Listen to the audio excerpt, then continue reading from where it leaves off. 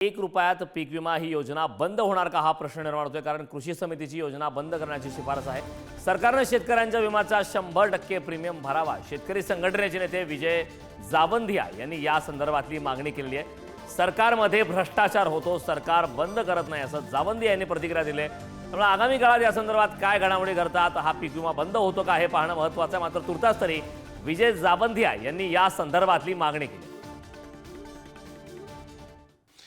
शेतकऱ्यांना कशाला उगाच त्या सुविधा केंद्रावर जाऊन ते रजिस्टर करा हे करा हे करतात, मला समजत नाही आहे।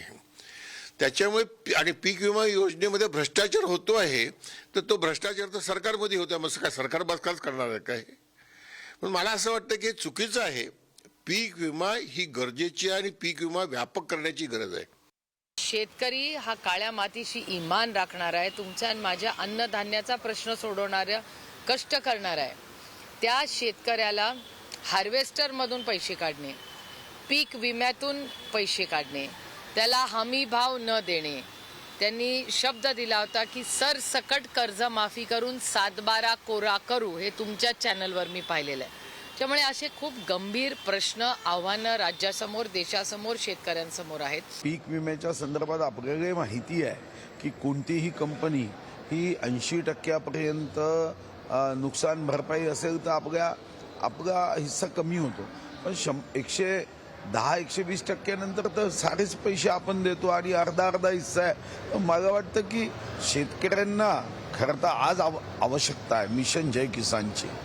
मी तुम्हाला विश्वासाने सांगतो की या क्षेत्राकडे जर आपण गंभीरकडे लक्ष दिलं नाही आणि शेतकऱ्यांच्या मुलांनी शेती करणं हे जर सोडून दिलं तर तुम्हाला सोनं इम्पोर्ट करण्यासाठी जेवढे पैसे लागत आहेत ना, त्याच्यापेक्षा 10,000 पट अन्न धान्य इम्पोर्ट करण्यासाठी लागतील।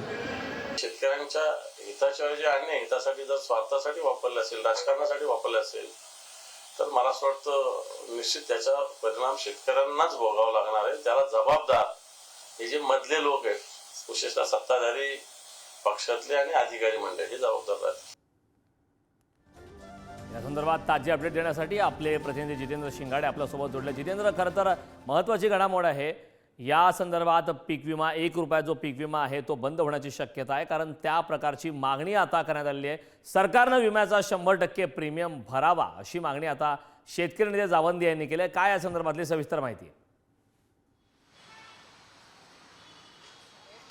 कारण आपण पाहिलेले आहे की शेतकऱ्यांसाठी 1 रुपयात पीक विमा ही अतिशय महत्त्वाकांक्षी आणि शेतकऱ्यांसाठी तेवढीच महत्त्वाची अशी ही योजना आहे। मात्र ही योजना बंद करण्याची शिफारस जी आहे ती कृषी आयुक्तांच्या समितीने केलेली आहे सरकारला, कारण या योजनेमध्ये भ्रष्टाचार होत असल्याचं कारण त्यांनी समोर दिलेलं आहे। आपण पाहिलेलं आहे की बीड जिल्ह्यामध्ये गेल्या महिन्यात म्हणजे डिसेंबर महिन्यात अधिवेशन सुरू असताना भाजप आमदार सुरेश धस यांनी परळीमध्ये मोठ्या प्रमाणात पीक विमा योजनेमध्ये भ्रष्टाचार झाल्याचा दावा केलेला होता।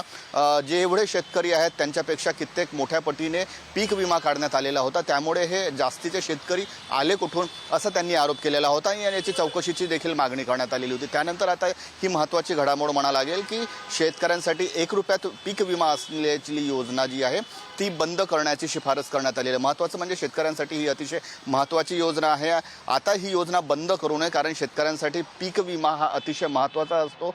पीक विमा 1 रुपयात काढण्यापेक्षा 100% जी प्रीमियम आहे ते प्रीमियम शेतकऱ्यांनाचं प्रीमियम सरकारनेच भरावं अशी देखील मागणी होत आहे। कारण आपल्याकडे जो शेती किंवा कृषी उत्पाद जे आहे ते संपूर्णपणे निसर्गावर अवलंबून आहे। निसर्गाचा लहरीपणाचा फटका अनेकदा शेतकऱ्यांना बसतो, मोठा आर्थिक तोटा त्यातून सहन करावा लागतो। त्यामुळे पीक विमा हा शेतकऱ्यांसाठी अतिशय महत्त्वाचा आणि मूलभूत गरज आहे आणि त्यामुळे पीक विमा बंद करू नये अशी मागणी आता सर्वच स्तरातून करण्यात येते। त्यामुळे आता सरकार नेमकं या शिफारसीवर आणि जी मागणी होत आहे बंद न करण्याची त्यावर काय विचार करते हे येणाऱ्या काही दिवसात स्पष्ट होईल। करण, नक्कीच जितेंद्र, खूप खूप धन्यवाद।